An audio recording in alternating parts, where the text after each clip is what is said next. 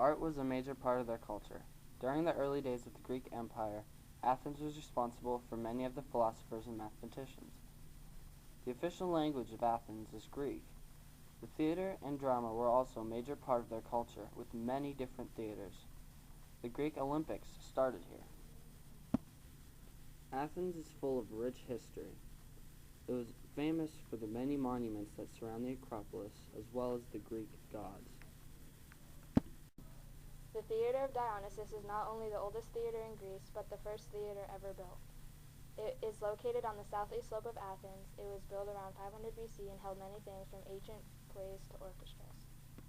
It was estimated that there was 14,000 viewers during the ancient times. At the back of the theater, there was a wooden stage building that was used as a backstage area for the actors.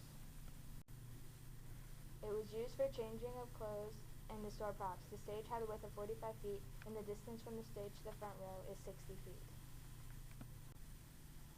Hadrian's Arch was erected in 131 AD and was dedicated to the Roman Emperor Hadrian. On the side of the arch facing the Acropolis, it is written that this is Athens, the ancient city of Theseus. There is also an inscription on the side of the arch facing the Olympian, which states this is the city of Hadrian and not of Theseus. Some scholars believe that the inscriptions on both sides of the wall is the border between Old Athens and New Athens. South of the arch is the temple of the Olympian Zeus. The Olympian Zeus was an enormous structure, the largest temple in Greece, also bigger than the Parthenon in size. Although work begun in the 6th century BC, it was not completed until the 2nd century AD.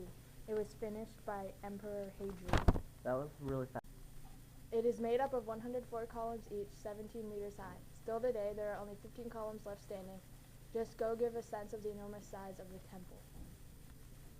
The Acropolis is also called the Sacred Rock of Athens. It is the most important site of the city, and it also holds the most recognizable monuments of the world. The construction was completed in 432, just before the outbreak of the Peloponnesian Wars. It was dismantled by the Turks in 1686 so they could use the platform for a large cannon. Then it was rebuilt in 1836 and 1842, and again taken apart and rebuilt in 1936 when it was discovered that the platform was crumbling. The Parthenon was built in 448 BC to 432 BC. It was built by two architects. The main designer was Anctus and the master builder was Callicrates. It shows Athens' wealth and power. The temple was built to show respect to Athena, Parthenos, a Greek goddess, because they thought that she helped the Greeks beat the Persian Empire in the Persian War.